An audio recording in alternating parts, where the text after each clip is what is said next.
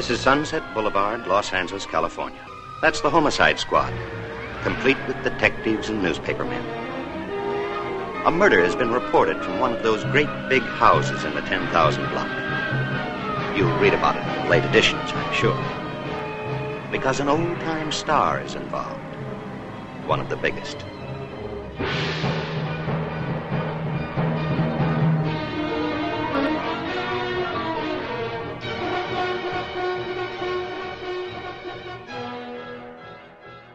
Has it ever occurred to you that I may have a life of my own? That there may be some girl that I'm crazy about? Who? Some car hop or dress extra? You want a Valentino. Somebody with polo ponies. A big shot. What you're trying to say is you don't want me to love you. Say it. Say it.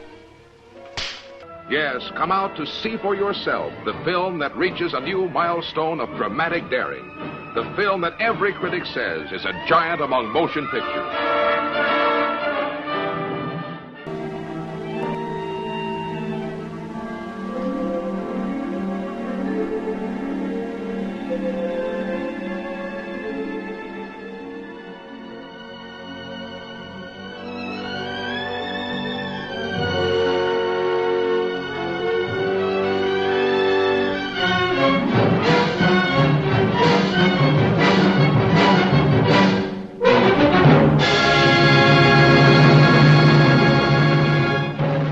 It looks very full. Yeah. Very full.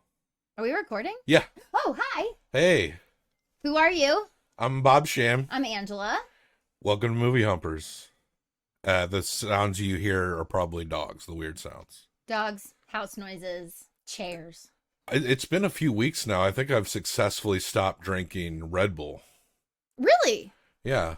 I had no idea. That's amazing. It was the one energy drink I liked. Yeah? The flavors, and I'm pretty sure it was very addictive. Yeah. But can I tell you how I managed to quit it? How? How did you do that? And it's a little gross. It's a little gross. Oh, no. But okay. it fucking worked. Did you drink like a ton of it or something? There was one night where it was very late at night, and I decided to eat like pub cheese before I laid down. Oh, yeah. Uh-huh. And so I ate it, and then I laid down, and then like an hour later, I woke up with like acid reflux, like in my throat and mouth. Yeah. You know that feeling. It's fucking nasty. It was like, oh, I had to spit up and wash my mouth out. Yeah. So the next day, I go out and I'm doing something. Mm-hmm. I'm always wandering these streets, and I'm like, I'm going to get myself a Red Bull. So I did. This is my last ever Red Bull. And I got my little flavor, the strawberry apricot, which I did like. Mm-hmm. And then I drank it. And then I had this thought. This tastes like the acid reflux backwash chilled with a little bit of flavoring. Ugh. And then that was it. That was it. That's awesome. But that's what it tasted like. The wang, the intense, the acidity. It tasted like chilled acid reflux backwash. Okay, that's actually funny that you said that, because one of the reasons I don't like things like that, or things that are super sour, like warheads and stuff, because to me they taste like puke. Yeah. And so that's kind of the same thing. It's like the acidy part of that's like this weird, like acidic, burning, if it's too gross, the feel. sour acidic balance can get a little vomitous. Yeah. Yeah. But I never thought of that prior to drinking Red Bulls. Uh-huh. But those things are addictive, because I found like a long time ago when I'd stopped drinking them for a little while, I had one randomly, and then I felt like I had to have one like every other day, you know? Yeah, you were drinking them instead of coffee, kind of, for a bit. Yeah, like a quicker. Yeah. But anyway, I've solved that problem. I'm glad. I'm very glad. What is up with my camera? Oh, let me do this. Just hit your microphone with your shoulder. I think I'm okay. Say you're sorry. Sorry. So I wanted to, when I first plotted Movie Humpers, it was kind of a loaded schedule that we probably would have been near impossible for us to get to. Yeah, yeah. Like I scheduled more movies than we ever had time for. Yeah, for sure. But I did have this plan that like once a week we would see a classic movie. like a movie, which that time frame to me would be 1969 and before. Mm-hmm. And this is only the third movie we've seen so far from that's like 1969 or before. That's true. You remember the first one, right? The very first one. Oh, yeah. Well, the very first one, ooh, I just hit the microphone. It was one of the first movies ever made. Yeah, 1906, Story of the Kelly Gang. And then from the 30s, Snow White and the Seven Dwarfs. Mm-hmm. And now we're just now getting to our third classic. And I think we can do it. I think we can watch one classic a week. And I kind of had an idea to have the classic be tangentially correlated to our themes. Mm-hmm. And of course, the Michael Mann movies, we're talking about modern noir. Yes. And classic movies. Yeah, there's it's if it's not a Western or a war film, mm-hmm. it might be a noir. I'm totally down for that. We're finally getting to a new black and white classic movie. Yes. Yeah. And this is one that is considered kind of an all-time classic. Uh-huh. It's on tons of best of lists. Yeah. And I think we saw pretty quickly why. And you're just making sure you're like stunning for the people. Well, I mean, are you talking about like what I'm doing right now? Sure, yeah. I'm not against it. I think you should do whatever you want. Well, so but it's interesting. You haven't even said what movie yet that we watched. No, not yet. If you said what movie we watched, then I could sort of like maybe better explain when we get to the parts where she is needing to get ready for her return. Her close up, Mr. Her close up. Then like you might understand that I've decided that it's time for me to go back to acting. Oh, really? This film has inspired me you so much. So now I have to look as good as I possibly can. And I'm sorry to do this during the podcast show. I still say podcast because I'm an old woman and I listen to podcasts all the time. It is also a podcast. It is also a podcast. But the thing is that like I can't wait even like until we're done. I have to start now. Okay. Because I have to do a lot of stuff. Yeah, to be ready. And we're talking about, this is the first time we've ever seen this movie. We're talking about Sunset Boulevard. I cannot believe I have not seen this movie. Directed by Billy Wilder, starring William Holden, Gloria Swanson. Who does crush it quite a bit in this movie. I think I want to be her. I kind of understood how William Holden's character of Joe got kind of wrangled into that scenario. Oh, I would have moved in on my own volition. I probably would have went for the pee quicker than he did. Oh, me too. Because why not? Me too. Now, granted, over a period of time, once you're on the 50th night of watching the silent movies with her in her living room over and over again, look, the lady is a narcissist, but she's fascinating. You know how you get out of watching those movies every time? Go downtown. Oh, you gotta eat her. You ain't gotta watch that movie. Eat her pee? Yeah. She's only 50. I know. She started real young. The aging starlet. Uh-huh. Who was in silent movies. Mm-hmm. And then as the talkies came around. Is it okay if I keep doing this, right? Of course. You're beautifying. You're inspired. I feel like I really need to I just have to handle it. I'm not 50 yet. Yeah. But I'm not ashamed to say I'm 43. And I think I look pretty good for 43. She might not even have been menopausal yet, Oh, yeah. She could have possibly gotten pregnant. Yeah, I guess she could have. I mean, we're not that far off, are we? I know we're not going to go beat by beat, but I just have to make sure that we talk about the monkey. Oh, yes. The chimpanzee. We didn't actually fully see him. We saw his... I'm going to call him the wrong thing, but He kind of looked like a chimpanzee mummy, in a way. Yeah, I definitely think it was they did not use any sort of real animal. I mean, if you listen to the podcast, that's fine, but there's always visual stuff and a few little gags I put in that are kind of like the classic Documentaires clip style. And it's a lot more reserved than it used to be because sometimes there was so much clips that it fucked the audio up, popping sounds before I got good at that. But if people watch the YouTube version of this episode, they can watch you get done up, become a big star, on your way to become a big star, leave me probably. No. Good. No. I'm more like Joe. You're like, you're my Carl to Dolly Parton. Isn't that her husband's name? Oh, yeah? I'll be famous, but I'll never leave you. So you mean her beard? Hey, come on. Is that what that's called? There's rumors. Maybe they just have an open relationship. I think she's Why does it have to be that way? I think she's probably just bi. That's what I'm saying. They just have an open relationship. Bi as in bye, y'all. Anyway, you're right. So people at home do not know that I've been like, well, it's not, I'm not putting on makeup. So you have to describe that I'm actually doing like skincare things to like improve. Exfoliating. I was doing like a little jade roller. I've rubbed that thing on my face. It does feel good. It feels so, would you like to use it? Sure. Look, you're going to have to walk me down the red carpets when I did act in college, So when I was a young woman, I was also an actress. I mean, and you're still big. It's just the college theater scene got small, Precisely, darling. Okay, we'll get into this. Let's get into it's really a pretty simple movie to describe. Mm-hmm. We start off, it's a classic noir narration. This is kind of like a hybrid movie. There's a little bit of comedy about this movie. Yeah. It's also about old Hollywood, but it's also like narrated like in a classic noir style. And we see William Holden's character, Joe, a Hollywood script writer that doesn't do that great, let's be honest. Yeah. But like we see him floating in a pool. Yeah. If I could do any behind the scenes of this movie, I would want to see them doing the shots of William Holden from inside the pool, floating in the pool, because there's also a shot in the pool going up. Like, how did they do that? The shots in this movie are fan-fucking-tastic, absolutely unreal.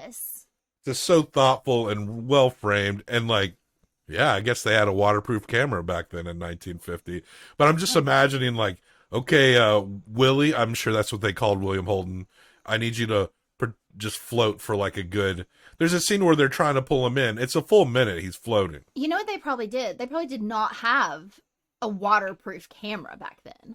What they probably did is they probably created a glass-bottomed situation for him to float in. Maybe. Because then you just film, because he was in the water, obviously, so you just film from down below. I should have looked up more facts. I mean, there's got to be tons of trivia about this movie. I would be interested in anything about this movie. I loved every second of it. There's something, that's one of the things I actually love the most about noir, and I know it doesn't all do it, but it does it best, is I'm going to show you the tragedy, and then we're going to go back in time. Yeah. It's one of those things where I very quickly knew how he would die. Yeah. That wasn't the thing. The thing is not how he dies. It's how do you get to that point? Yeah. And it's obviously very quick, like who's going to kill him and what's going to happen. Like, you can almost like play it out. But, well, it's one of two people, right? Like one of two other people in that house. That's true. But for which reason you don't know yet. But yeah, like that's the fun of it, is the figuring it out part. And that's why, even though this wasn't a private eye story, like a detective noir. No. It was brilliant because it was I'm gonna show you. It's like he was just like showing us what happened. It's a noir is like, it often involves the seedy thing. So you're going to get crimes, you're going to get cops, you're going to get thieves, crooks. But it's also like, these are stories of desperation and done by characters who are deeply flawed. That's the result of a system that these people didn't make, that they're trying to survive the best they can in. Yeah. So this applies to in a noir sensibility every bit as much as like Thief did. It's just a different profession.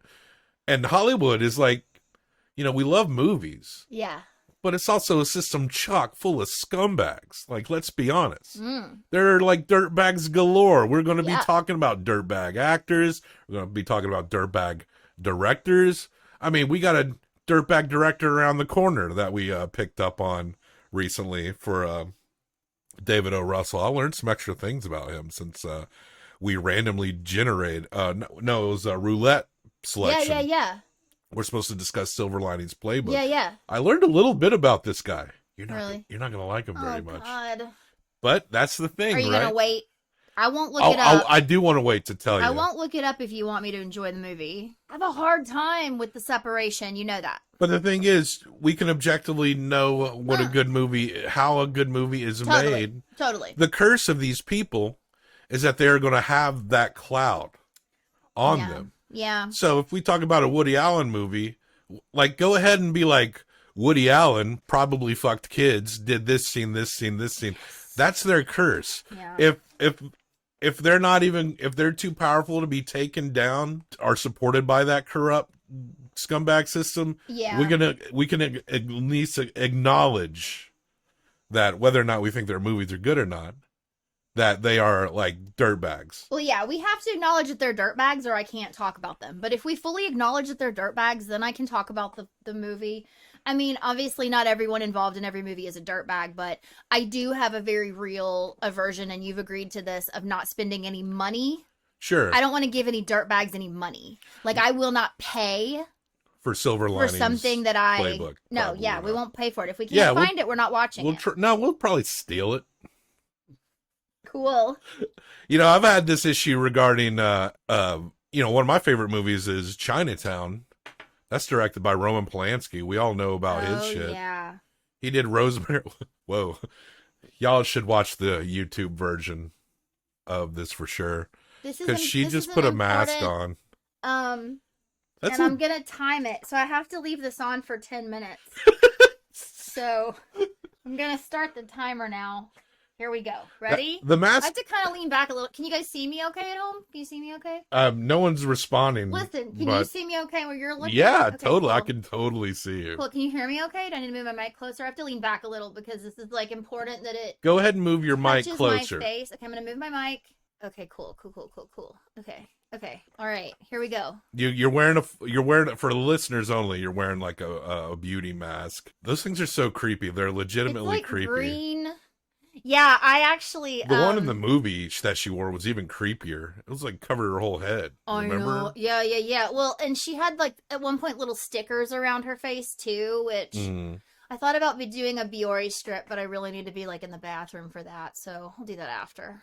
You know, in terms of like what we do and don't know, you better believe, like I discovered when I got really into wrestling the past like half decade, that when you go back at a certain point, they're all psychopaths. Oh, yeah. They're all insane. It's got to be like that with old Hollywood as well. Oh, totally. But let's get into the true grit of this story. Man. Joe, screenwriter, he's not doing too well. Yeah. His car, he's late on rent. He's late on car payment. Dudes are trying to like take his shit. And he's trying to stash his car around town. It's actually kind of very funny scene where he's trying to like get just around the collectors, right? Yeah. And then he drives out and he's having interactions with the studio. He meets this young lady who's very honest about how shitty his script is. Yeah. But they become pretty good friends. Yeah. And like she's a very charming character in this movie.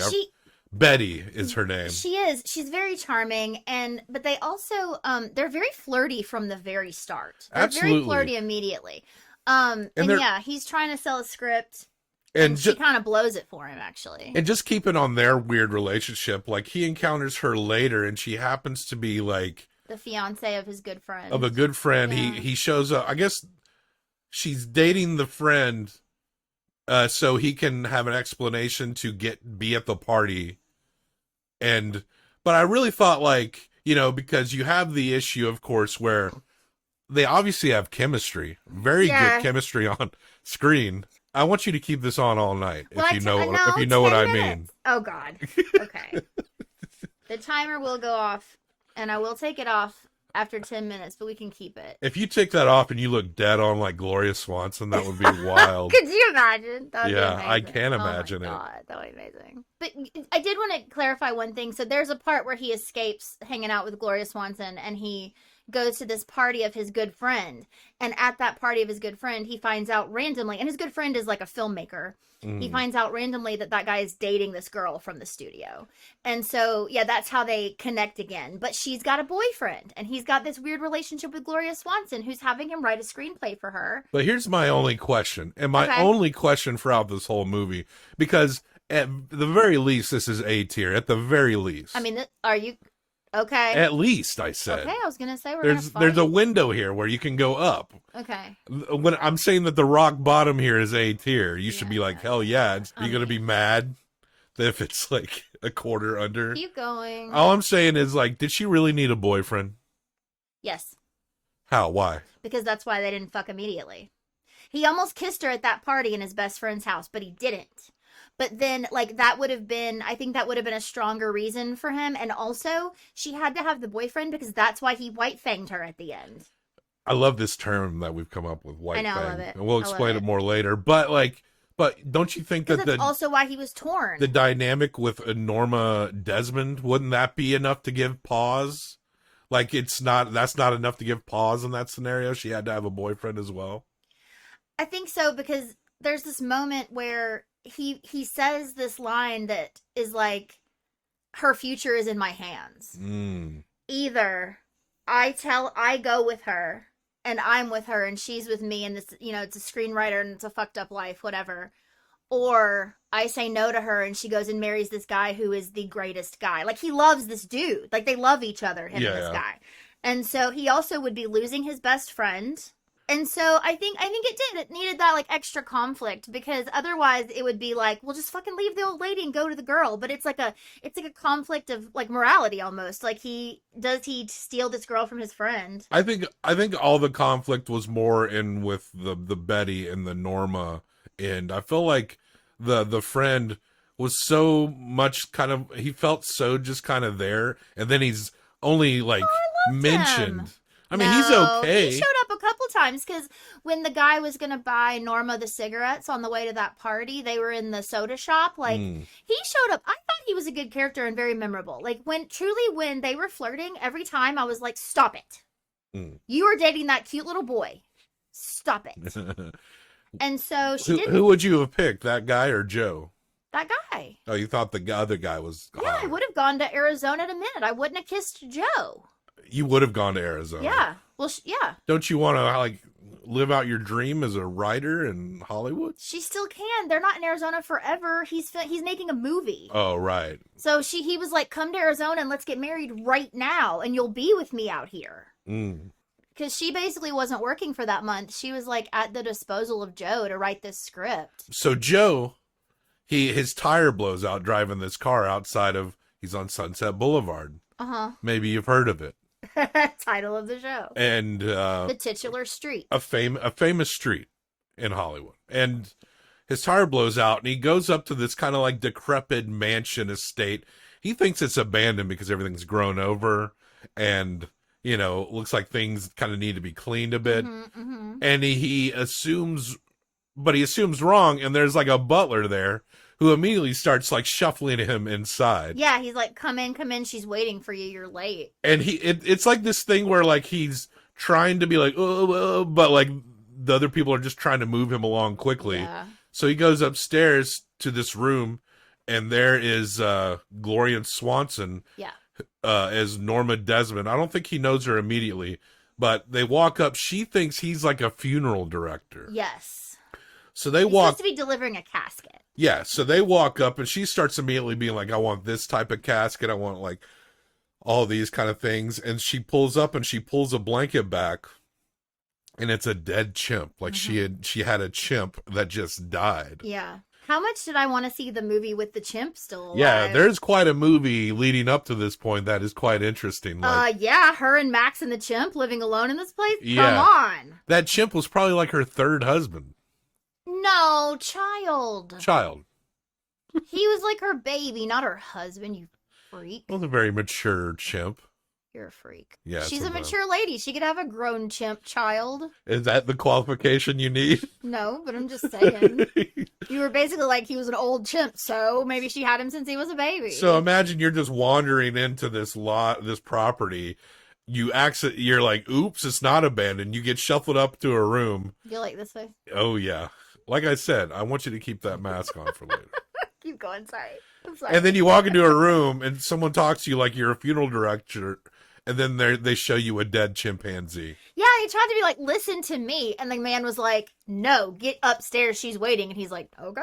Yeah. And of course, so Joe's like, okay, I gotta come clean. So sorry. I'm actually like a dead end screenwriter that can't. He did not say dead end. He was like, I'm a famous screenwriter.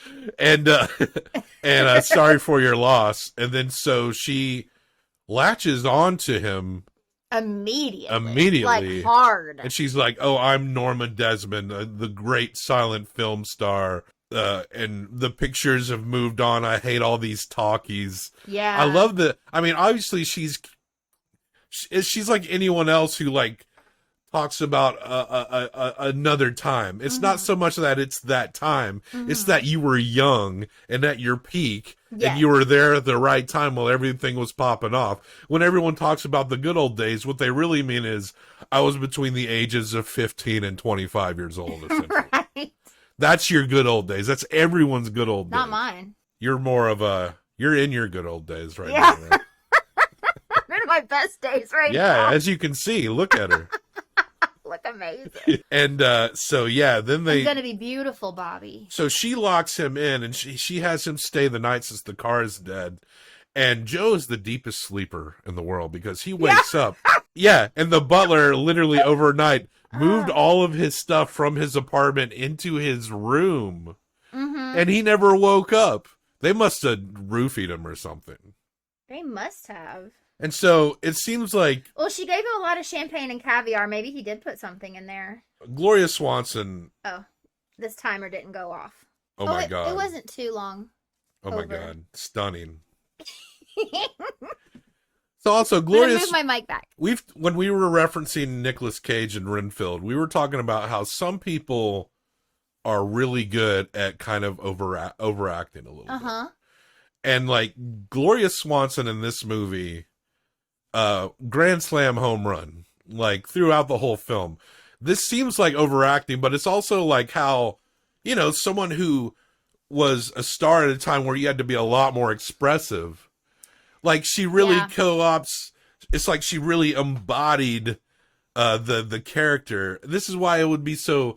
Even though she's obviously extremely fragile, insecure, and narcissistic, she is also genuinely like, I want to know somebody like this, you know? Yeah. I want to like befriend them, flaws and all. Do you know modern day, the only people I can think of who talk like that, and this is Barbara Streisand. No. Okay, yes. People who either think that they're better than you. Yes. Or they're trying to make you think that they're better than you. Yeah. So, like, cult leaders. Super rich people. Yeah, as she is. And, like, folks who, like, fake an accent. Right. You know, it's the same kind of thing, like Madonna. I love accent being fakers. British all of a sudden. Stolen Valor people. Yeah, that's what Stolen Valor people are so funny. Yeah, Stolen Valor people. It's like you couldn't even get into the army, so you're gonna fake it. Come on. I hate that shit. I guess a lot of Stolen Valor guys probably will be like, yeah, I was a Marine sniper. They kind of go there. Or I was a... That seems pretty intense to fake it. Yeah. Or you mean they like were a Marine, but then they say they're a sniper? Or you mean they're not at all and they say they're straight up faking. I think we've mentioned this on an old Documentaries episode, but we know someone whose dad faked being in Vietnam. I was just thinking about that. And he had passed away suddenly, and the family found out when they tried to get they were like, government benefits, money, please, and they were like, and they never were heard like, of him. They're like, we don't know this fucker. Insane. I actually I think I look good. You're glowing. I look. Oh my gosh. Stunning. This is working. It's working. You know, 42 can be good if you're not trying to be 13. If I was 42, that would work. Not 42. You're 43? Yeah. Yeah, we're not too far from her age. 42. I am. I'm older than you. If I'm not an older woman. If I'm not in the rounded off numbers, I'm like Joe. I'm like Norma. In this marriage. This is what I'm saying. So they're locked in. Joe's not going anywhere. He's got a pretty sweet gig. He's a little self-conscious about all this shit that she's buying him. She's dressing him up like he's going to a gala in like 1920. There are the best lines in this movie. Mm-hmm. And some of them, I don't even know how they're not quoted all the time. Like, this is a very quoted movie. Sure. Misquoted. Yeah. By the the way. The middle close-up line, yeah. Terrible. it's like a Berenstain Bears kind of thing. I bet you people would probably like yell at you that they know how to say it and they don't. But there was this line where he called his car because it had a flat tire when he was pulling up, and he said his car had a limp and a something. Like everything was so, because he's a writer, it was not that sort of like, and these are the clues that I found, kind of like, you know, like private eye detective guy. It was very like, the words were very like beautiful. Like the way he phrased things was like extra, like more flowery than like a regular narration would be, because he's a writer. Yeah. It's like it truly as though he was writing the story of his death, right? Is what he was telling us. But just the turns of phrase, like everything about this movie was beautiful. But there's this one weird part, because you mentioned clothes. So there's this part where he's fighting her because he doesn't want her to spend all this money on him, because she wants to buy him tails and shit. And there's this jacket, and the man brings him the two jackets and is like, do you want this jacket or do you want this less expensive other jacket? And the guy goes, give me the less expensive one. And the man leans in real close to his face. Yeah. And this guy has like some lips, man. Like this is like an attractive dude. This is a great shot, straight on and it shot. looks He's coming like from he's the gonna side. kiss. It's good. He's gonna kiss him like nibble right his ear. here. And he just goes, Well, as long as the lady's paying for it, why not take the Vicuna?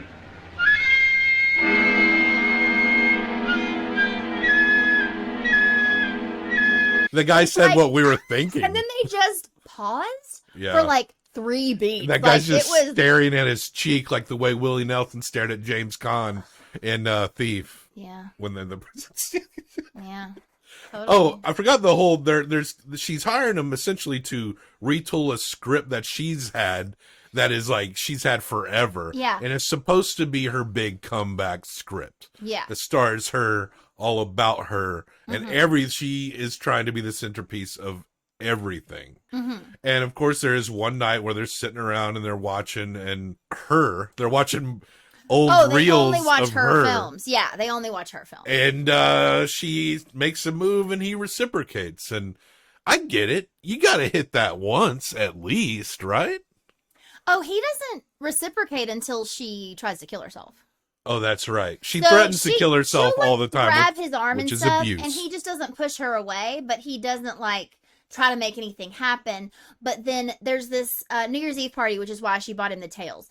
And at this New Year's Eve party, no one else shows up. It's just the two of them. A band. And they're dancing. There's a band, and Max is there with like a I love fuck that ton the of food. band is there. And there's a band playing the whole time. And basically the night goes on and he's like, where is everybody? And she's like, no one else is coming. This is just for us. And obviously like she's talking like they're together, and he gets really mad at her and he's like, this is not it. And that's when he goes to his friend's house and sees the pretty girl from the studio. Yeah. Because he runs away from her, but he comes back because he's worried about her. So he calls. Oh, no, he's not worried. He decides he's never going back. So he calls and he's like, Max, I need you to pack up all my shit and bring it to my apartment. Because he didn't lose his apartment because she apparently was like paying his rent or something. She paid his debts. She paid his car. She didn't pay his car because his car gets taken away. It just gets But towed. she paid his rent. Very strategic, because then he doesn't have his car. Yeah. You know what I'm saying? Oh, I know. Well, she did that on purpose. Yes. She did that on purpose. Oh, She's she very had that shit scheming. towed. Well, and the first day he's there, so there was something that Max had done where he was like, he said, I made your bed this afternoon. And this was like midnight. And he's like, how did you know I was going to stay this afternoon? And Max did not answer him but Max fucking knows her. He knows, she likes this boy. Yeah. So he's here to stay. Yeah. That's how it works. You don't leave. You don't leave. But he did leave this one night. And because he left, she cut her wrists. And when he called to say, bring my stuff, Max was like, she's not okay. She cut her wrist, and so he runs to her, and they do have more of a fight, and he has this like struggle where he's walking around the room. Like, it's interesting to me, like you can see him being like, is this a decision I'm prepared to make? Like, am I okay to like be this like kept man to basically save this woman's life? The first moment she buys me a catfish plate, I'm hitting it. That's what I'm saying. But anyway, She would have loved you if she liked women, because you would have cleaned that whole estate. I know. It would have been, you would have made like PowerPoint charts of how you were going to clean her mansion. They did clean it up. So then like he kisses her and they're together. It's like they start this year together. And so the next thing you see, like he's swimming in the pool. They're hanging out. She's being silly and cute. Yeah. You know? And they finish her script. Like, they finish her script. That's the other thing, too. She keeps him because she wants him to... He convinces her that he's a famous scriptwriter and that she should pay him to rewrite this insanely huge script that she's been writing for 20 years about Salome. And yeah, so they're together. And then everything's like fine until he goes to the soda shop that day and he sees his friend and the girl again. Yeah, and the girl's Betty. like, I've been trying to call you. Like, she had tracked him down where he was staying because she had like a bit of a story of his that she found that she wanted to like write a script with him. And he basically was like, take what you want of that script. I'm not working with you. She's like, it's really funny because every time this guy gets a script out or it gets sent out, and this girl is great, Betty, because she's very honest and he likes that about her. Oh yeah. But like everything he does, like every time someone reads anything he says, it's like the response is, this sucks. Yeah. Like he can't write a good script. Yeah. But Betty's like, there's like 6 pages here that are good. That are amazing. Yeah. And I think you can write a whole movie based off of this chunk. Yeah. But throw everything else out. Right. And at one point he's like, well, just have it. Just you do it. And she's like, I can't do it by myself. I'm not a good enough writer. But I have ideas. So he has to sneak out from the estate. And because he decides he's not trying to hook up with Betty, but they're friends now. Yeah. And they're working on some piece together. But there's obvious like sexual chemistry there. And her man is in Arizona shooting a movie, like you said. Yeah. And so it's becoming this conflict because Norma, Norma. Oh, what's this? Now she's putting like a mud mask on. Yeah, and I will have to Talking watch about this you, off. not Norma. Yeah. Ooh. I will have to watch this off before too long. You're gonna be very exfoliated. That's what I'm saying. I got to restart my career because that's the thing is that he was sneaking out at night and he was able to because she was convinced that Cecil B. DeMille was going to pick up their script and put her in the movies. And so she was going through this whole beauty routine. And that is what has inspired me. Yeah. To do this beauty routine to get ready for my comeback. It's hard to imagine you becoming even more beautiful than you already are.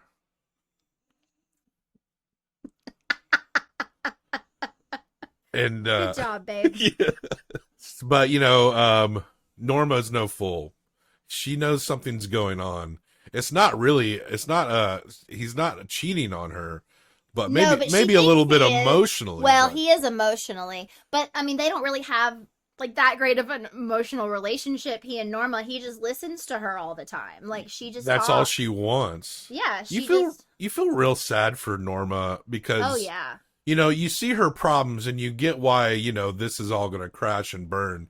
Mm-hmm. But like, you just see her trying to fill these insecurities and it ain't going to be shit. Like she could have 100 boyfriends that she forces to live with her. It ain't going to change a damn thing. Yeah. She's blaming filmmaking technology on the fact that she just aged out of a cruel business. It's got nothing to do with talkies, She's just way past her prime. But also, they talk at one point about how she became a terror. Yeah, apparently. To work with towards the end. Like, she was cool, apparently, and then all of a sudden, she was, like, not cool anymore. Cecil B. DeMille is in this movie. And yeah, there are scenes in which... Buster Keaton's in this movie? Yeah, we see Buster Keaton. She's one of her old colleagues and friends that comes and plays bridge. But yeah, there's these scenes where they're talking because they're getting phone calls from DeMille's studio people or whatever. Yeah. And they think she thinks it has something to do with the script. Yeah. But like, she's not getting calls from Cecil B. DeMille himself. So she's like, don't take that call. So she shows up at the studio lot while he's making a movie. Yeah. And there's a scene where he's talking to his assistants and stuff. And they're talking about like, cause he's gotten word that she's been getting calls, but they just want to rent her old like vintage car. Yeah, for like a completely different project. Cecil B. DeMille knew nothing about it. And so he's like, fuck. He knows the script is terrible. He did read it. And he does respect her. He does respect. But it wasn't good. But he did acknowledge like, yeah, early on she was fantastic because she started very young, right? Because 50's not that old. No. She would have had to start very young to have this much span of time in her Hollywood career. Yeah. Like, she must have started in vaudeville when she was like 10 or some shit. Totally. But But yeah, he was like, yeah, she was wonderful at first, up until the end. And when it was all starting to crash. And so, but she just shows up and she knows people on set. Like she's got the old like set designers and set hands. Like a lot of people recognize and people are her. excited to see her. Like everyone like flocks to her. Yeah. And of course these are all actors and stuff on this set. So of course, like when they were kids, they probably saw her in movies and stuff. So they're like, they know who she is, even if she's past her prime. So there's a moment where Cecil's being so like gentlemanly with her and having her sit in a chair. In his chair. And this whole cast and crew like converge. And they even put a spotlight on her. Like, oh, is that Norma Desmond? Yeah, the guy who remembers her from back in the day. They put a spotlight on her and she's just like eating this shit up. And there's a funny part where one of the stage's production assistants goes up to Cecil and says like, Norma Desmond's here. Like, how old is she? And then Cecil's like, well, I'm old enough to be her father. How old is that? How old do you think I am? Yeah, crazy. But then, so he does not tell her. No, he has to be. He figures out what happened, but he can't bring himself to tell her because he does love her. Yeah. But it's just sad. Yeah. Like, it's just, and also, this character, this character is the character of a young, beautiful like belly dancer woman who like intoxicates men, and like I don't know the whole story, but they told these little bits, and like she's not who would play this character ever, but especially at that time, like it's embarrassing. And so like she's delusional about what she can do, but they go home and she thinks it's all fine, and the men find out about that it's the car, but Max basically is like, Max is her butler, basically is like, you cannot tell her. Also, we find out earlier that she thinks she gets fan letters every single day, but she doesn't. And Max tells Joe, he's basically like, check the postage. Yeah. Like he's doing it. He's writing her fan letters or recycling fan letters or something just to keep her going. Max and Joe's relationship is so interesting. Max is more honest with Joe than she is with the lady that he's obsessed with. Well, because he's protecting her. And he does tell Joe at one point that she has tried to kill herself before. And I think like Max and Joe legitimately also feel sorry for each other. In their own respected predicaments. I don't think Max ever disliked Joe. No, I don't either. Or was ever jealous of Joe. No. It wasn't like that, but he's chosen his plot in life and he knows his role. Yeah. Because we find out. He was her first husband and a former director. He was like, he named like, you had Cecil B. DeMille and you had fuck, I'm already forgetting the other guy's name. I forget the other guy, but then he said his he's name. Like a real director. Yeah. And then me, Max von something. And he was just like, what the fuck? And so basically they were married and he directed her in her first like 3 films. And then when she left him, he could not live without her. And so he came back to her and became her servant. Yeah. Like became her everything. Like he takes care of everything for her. And including her delusion. Wow. He takes care, like he takes care of even her fantasies. Yeah. And so, they keep this secret and just kind of let it going. And Joe's like, how long? And he's like, forever. Like he's basically like, I will do this forever. This is what I do. And so I can't really remember like what the next like breaking point is, but we do see Joe again with the girl. And the woman knows. Yeah. The woman finds out this night that he's going to the girl. And Max tells him at some point, like, oh, she bought a revolver or something. She told him. Oh, she told him. Yeah, she tells him, but it's not until like that last night because she's basically like, I stood in front of the mirror and tried to use it, but I couldn't. But yeah, so he goes back to the girl and it's kind of their last night together. And they do this like walk down the street and basically he falls in love with her in this moment because it's something about her nose and he like kisses her nose. And then he truly is like, if you want to finish writing this with me, you have to stay 2 feet away from me at all times. Yeah. So he basically is like, I want to fuck you. Yeah. So don't let me do that. And so then fast forward, there's like this night where she knows he's already there. And it's basically like their last night writing together. And she tells him that she doesn't want to get married. Because her fiance wants her to go to Arizona and get married right now, and she's like, "I love you, I don't want to go." Right, and then he kisses her, and then he goes back to the house, and he's getting ready to leave, right? Like he's packing his stuff or whatever, or whatever, and he hears her on the phone calling Betty. Yeah. And I guess has been calling Betty all night. Straight but up just creeping. now knows that Betty's home and doesn't know he's home yet. So that's what it is. He comes home and he hears her talking. And truly, he gets pissed, but he takes the phone. Yeah. And he's like, yeah, Betty, I'm here. Here's the address. Come see for yourself what the fuck is going on. We're questioning why he's doing this to Betty. And it's the middle of the night. And we also didn't realize, but yeah, he brings her there and he's very honest with her, but he's also very, cold about it. Yeah.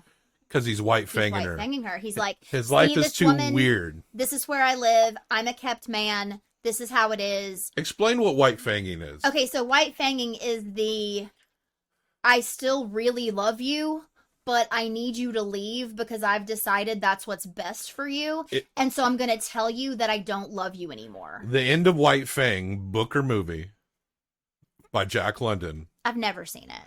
Well, I just know the story. Well, let me clarify this. Of course, he befriends this wolf that is essentially, it's like half wild, half domestic, essentially. And so this wolf is in his life, but he's a guy who's lives amongst men and he has to go forth and he can't be with this wolf in the wild anymore. Mm-hmm. So at the end of White Fang, he has to pretend that he's mad at the wolf. Listen to me! Go! Go! Go! Go! Go on! Go! And tells the wolf to go. I don't care about you anymore. And he's throwing rocks at the wolf. And he's crying. And he's crying and it hurts him. But he's trying to make the wolf not be as trusting to humans. Yeah. So the wolf can go thrive in the wild and he can just move on and be a human being. White fanging. Yeah. So he was white fanging her. And also, because, we were talking about it, he's white fanging her while at the same time, sort of putting on a show for Norma. Yes. Because he's also laying out, this is the plot. This is who I am and what I am and how fake and bullshit it is, but this is also what's happening. And he tells her she needs to go to Arizona. But he's not necessarily only white fanging her, because after he white fangs her, Norma thinks everything's that's what I'm saying. He did that for me. He put on a show for her. But then, after Betty's gone and upset, he pretty much pulls the plug on the whole scenario. He pretty much starts to burn the whole bridge and tells her all that he feels and all that he thinks about the scenario. Yep. And she is just... And she goes and gets the gun. She goes and gets the gun. He's walking out into the courtyard near the pool. And he's just going to leave. He's packed his bag. He's just trying to leave. She pulls out the revolver and shoots him. He falls into the pool. That's how you got the scene that we opened up with. Yeah. And it's funny because...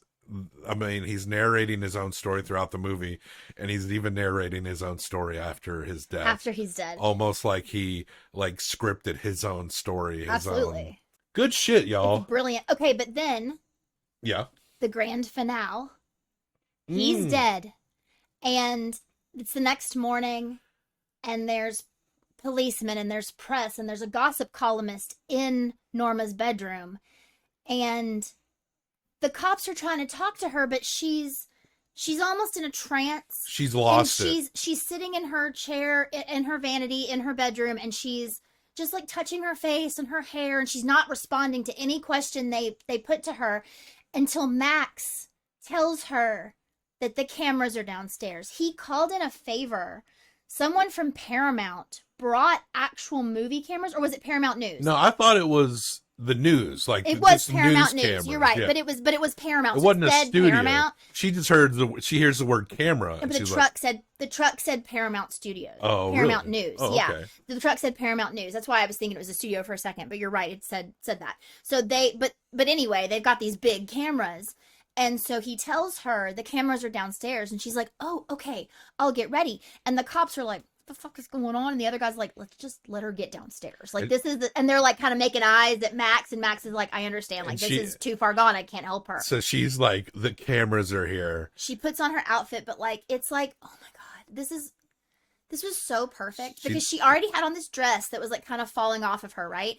And so she's getting in costume for Salome because she thinks it's time to film her movie. And all these people who are down there are her subjects waiting for the princess to arrive. But the way that she's done up, it's haphazard, and messy, and she's got like these big glitter pieces on her face, and there's like glitter on her shoulder, and she's got this like loose gold like tunic over her torn dress, and she's just this like picture of like madness, but like this gorgeous madness, the most glamorous madness you've ever seen. The straight starlet walk down the steps, and she's just slowly. This is the thing I love too about this movie, is it never felt long. No, but there are these like great. Such like these pregnant pauses. They're so rich. These rich like I could just stare at her making faces all day. Yeah. Like she's so, and that's her whole thing, is that I don't need words, I have eyes. Yeah. You know, like it's so perfect. And so she gets to the bottom of the stairs and she says, "Oh, I'm too emotional. I can't do this. I need to just say how grateful I am for everyone coming together and like supporting me and loving me. And I've loved all my fans forever." And it's just like, she's just having her moment in her mind. Yeah. Like the moment she's been waiting for is actually happening for her. No one else, but for her. And then she says the line. Now the misquote is, "I'm ready for my close-up, Mr. DeMille." We've been hearing that misquote since like Looney Tunes cartoons of the time. But what she actually says is, "All right, Mr. DeMille, I'm ready for my close-up." "Okay, Mr. DeMille. All right, Mr. DeMille, I'm ready for my close-up." And then she starts to walk towards the camera as like it starts to blur out, like fog out. And then that's the end of the movie. It's so fucking good. Yeah, I mean, I'm sure a lot of people listening to this will be like, "Yeah, Sunset Boulevard. It's been a classic for well over half a century." I don't know. Somehow we didn't ever see it. There's a lot of great things we haven't gotten to yet. The best thing about like things that you haven't seen is that you haven't seen them yet. It's exciting to me that we can still find things like this. Yes. It's exciting to me that these gems are still there, and that's why I love so much that we're doing this show, is because for a while I feel like, we focused on different areas or different other things, and in those times we didn't watch a lot of movies. And so I'm sure there's even things from this last 20 years where we've been together where we just skipped over something that we might find in this process, And that's what's exciting, is finding things that we didn't know we would love so much. You want to rate it? Yeah. I need to wash my face soon. much like Joe, our car broke down and we are trapped in Norma Desmond's house. Forever. And she wants us to stay indefinitely and be her lovers. And we have to hump her. So you're going to hump her 1 through 5 times. Okay. I'm going to hump her 1 through 5 times. Combined for best out of 10. Obviously, I love it. I don't have to talk a long time, but I do just have to say that I don't understand how I didn't watch it before now. It's been referenced so many times that there's almost this part of you that thinks, "Oh, I have." Yeah. But I honestly didn't even know the story. Even though you'd think I would. I knew it was like about a woman who's like larger than life, but that's basically all I knew. There are some prolific movies where you do kind of know the story before you even get to it because it's such a cultural Citizen sensation. Kane. Yeah, that's a fine example. Yeah. But this was just, I had no idea, and I was totally blown away by it, and I just wanted to like touch it. Mm-hmm. The bed frame was fantastic. God, the decorations, her whole house, like everything, and even like, oh my God, the scenes of him and Betty walking down the empty streets of like the Paramount Studios in the middle of the night, like that kind of stuff. Like I would kill to do, and so to be able to like watch it, I don't know, it was just really special, and I think a prequel, like you mentioned earlier, showing the relationship between her and that chimp her and Max would be house. very, very valuable. You think it was like her child? I think it was like her husband. We'll agree to disagree. 5.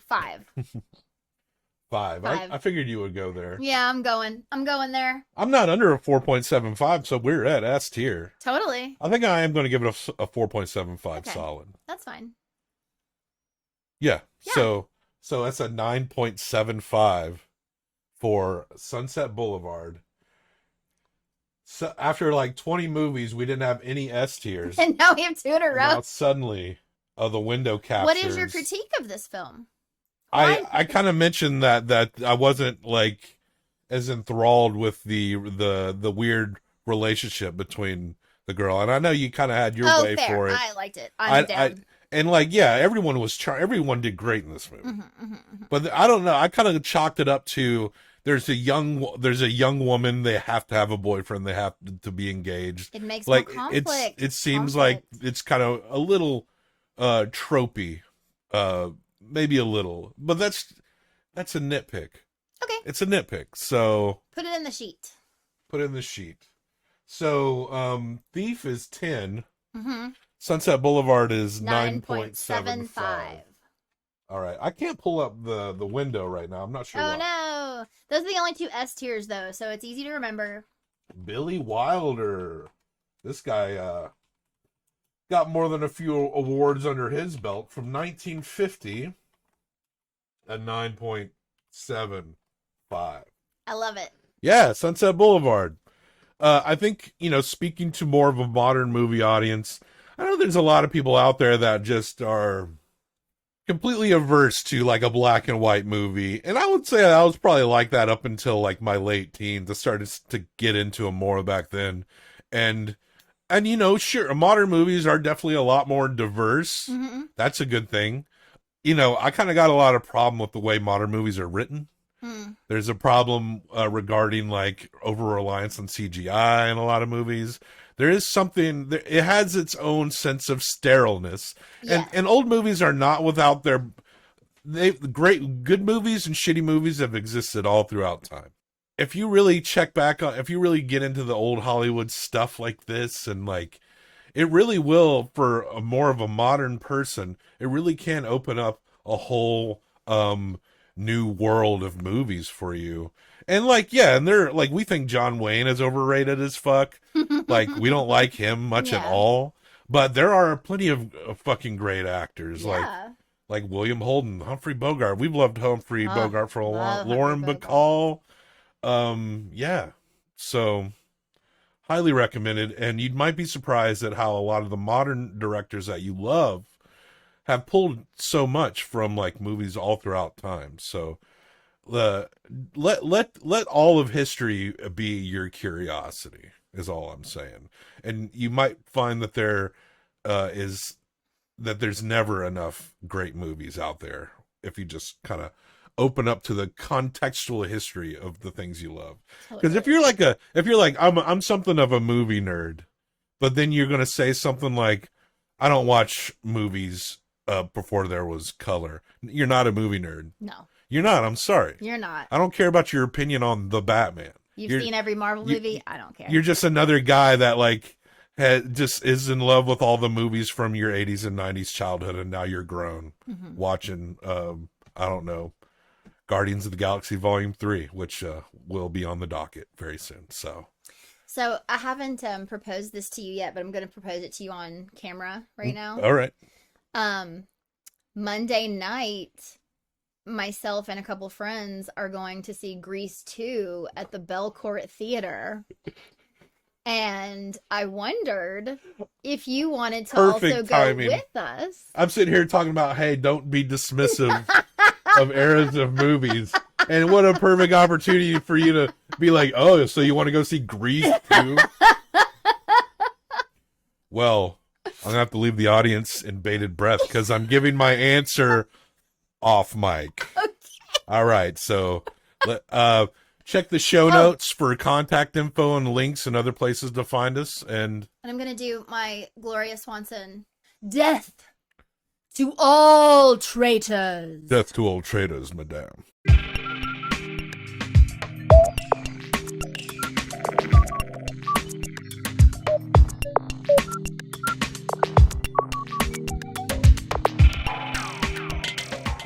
You see, this is my life. It always will be. There's nothing else. Just us. And the cameras. And those wonderful people out there in the dark.